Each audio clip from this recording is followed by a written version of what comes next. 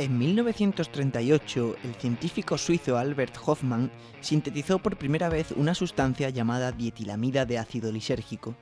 Conocida popularmente como LSD, es una droga psicodélica caracterizada por sus efectos alucinógenos y psicológicos. Por estos últimos es por lo que se considera a Hofmann el padre del psicoanálisis.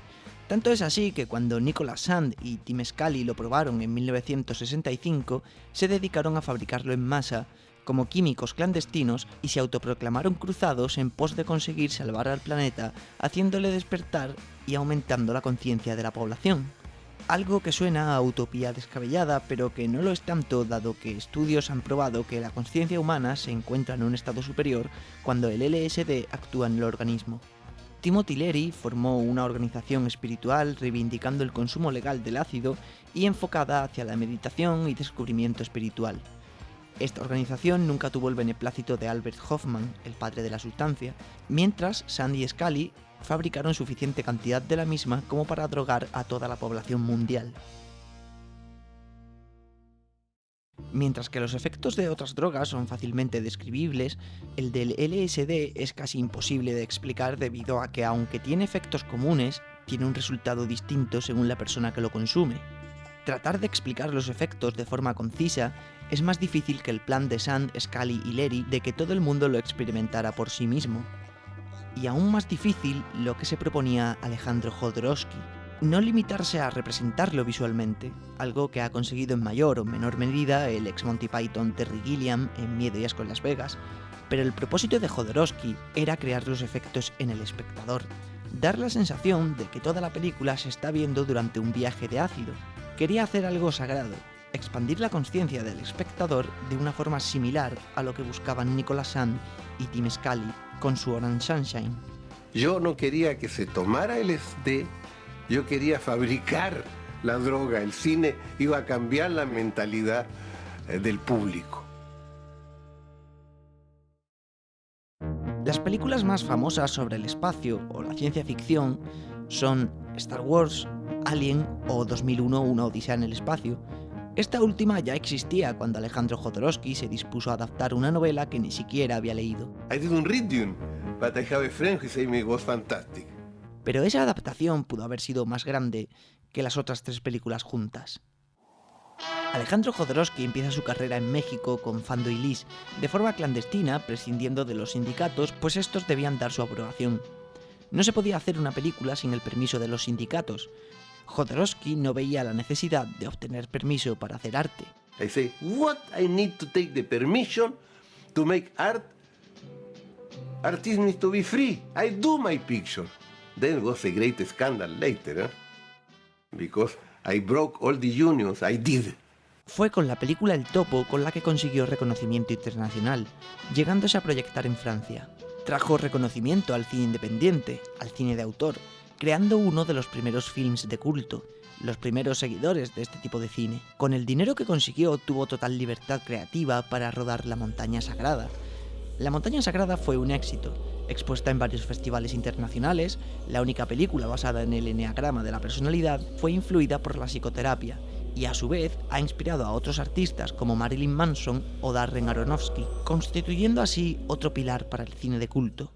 Es en 1974 cuando Jodorowsky decide hacer Dune, pero no como una superproducción ni siguiendo los patrones de la industria de Hollywood, sino sobre un sentido expresivo, el principio base de cualquier obra artística. Jodorowsky busca plasmar su alma en Dune, con el pretexto de adaptar una novela de Frank Herbert.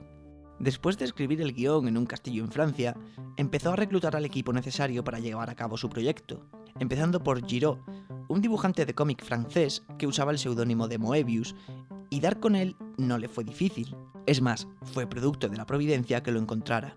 El revolucionario director se fijó en un plano secuencia de Set de Mal de Orson Welles y quería empezar Dune con un plano secuencia como ese. Quería incluso superarlo, haciendo un plano secuencia a través del espacio.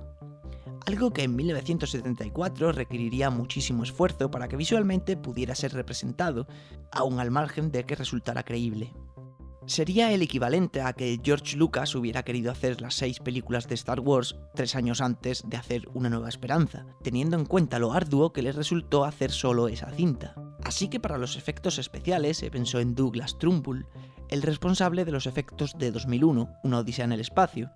Estaba considerado en ese momento el mejor profesional en su campo, su trabajo con Kubrick lo avala, pero Alejandro Jodorowsky simplemente lo rechazó. No vio en él al guerrero espiritual que necesitaba y probablemente no lo fuera, debido a que Trumbull era técnicamente perfecto, pero Jodorowsky no quería técnica, sino arte. Pronto encontró al sustituto ideal, Dan O'Bannon. O'Bannon había trabajado con John Carpenter en Dark Star, la cual editó y protagonizó. Otro artista que se dedicaba a hacer portadas de libros, Christopher Foss, fue contratado para hacer el storyboard con Giraud. Chris Foss tenía que ser. Foss quería ser arquitecto y dibujó los escenarios de modo que pudieran ser construidos. Anything I design, it's entirely buildable.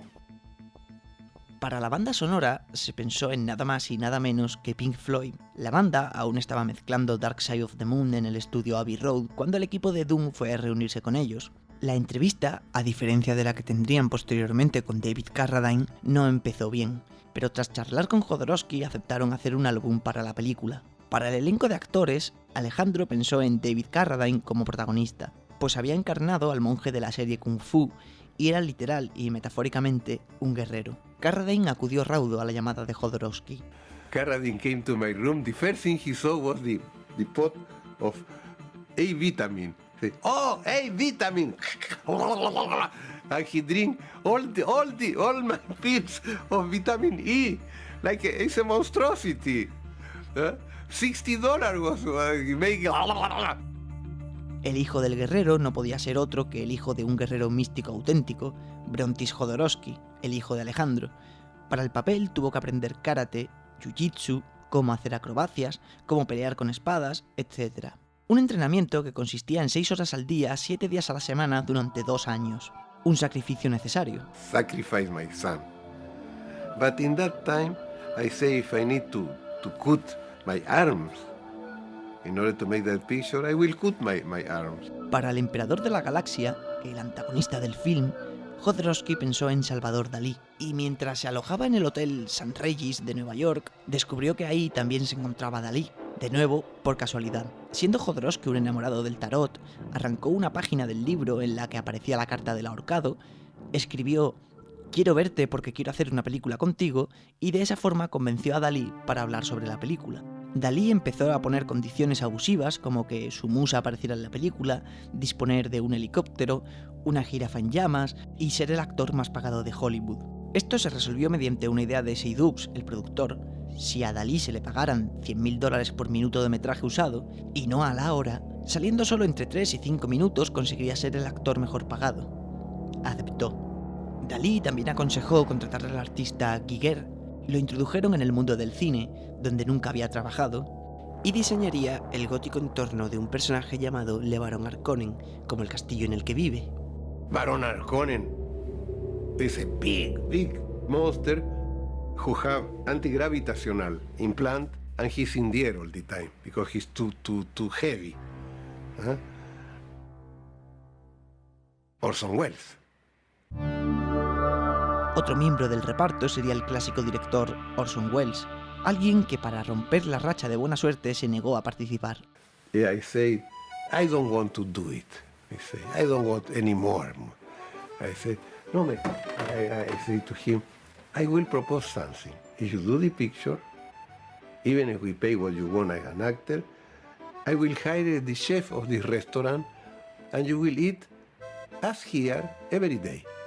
I can say, I do it.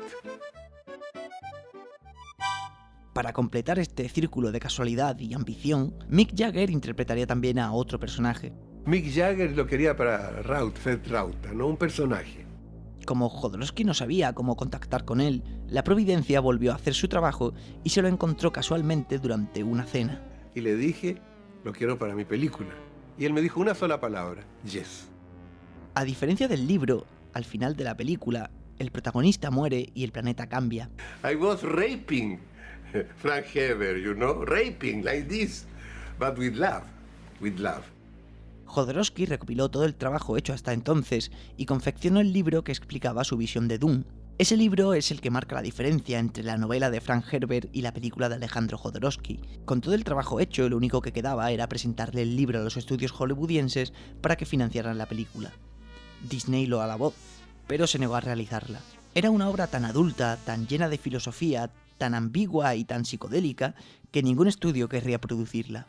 Los estudios siempre buscan producir películas con las que un mayor número de espectadores se puedan ver reflejados y así obtener beneficio. Dune no era una película para todos los públicos. Además, iba a suponer la primera película de ciencia ficción concebida por Hollywood. Antes de Dune, solo 2001 y algunas cintas de serie B formaban parte del género que revolucionarían más tarde las películas que todos conocemos. Otro lastre para los estudios era la duración, que ellos estipulaban que no debía superar la hora y media. No, why the time? I will make a picture of 12 hours or 20 hours. Las diferencias entre Jodorowsky y los estudios acabaron de sentenciar la producción y finalmente Dune no se llevó a cabo. Miento, la hija de Dino De Laurentiis, productor de King Kong, La Strada, Barbarella, Terciopelo Azul o Aníbal, les quitó el proyecto al equipo artístico y se lo dio a David Lynch. Un hombre que según el propio Jodorowsky pudo haber dirigido su Dune y hubiera sido un éxito, pero como el que ya la haya visto sabrá, fue horrible. I became happy because the picture was awful. Dune nunca existió, al menos no como Alejandro Jodorowsky la concibió, pero su estela ha calado en Hollywood y puede verse en multitud de películas. De hecho, aunque sin saberlo, todos hemos visto Dune.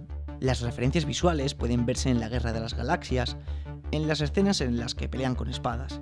En una escena de Dune, el protagonista se entrena con un robot, como haría Luke en Star Wars. En esa misma escena podíamos ver la vista subjetiva del robot, y en su visión se veía como la pantalla de un ordenador que analiza su entorno, algo que pudimos ver por primera vez en Terminator, o más tarde en Robocop.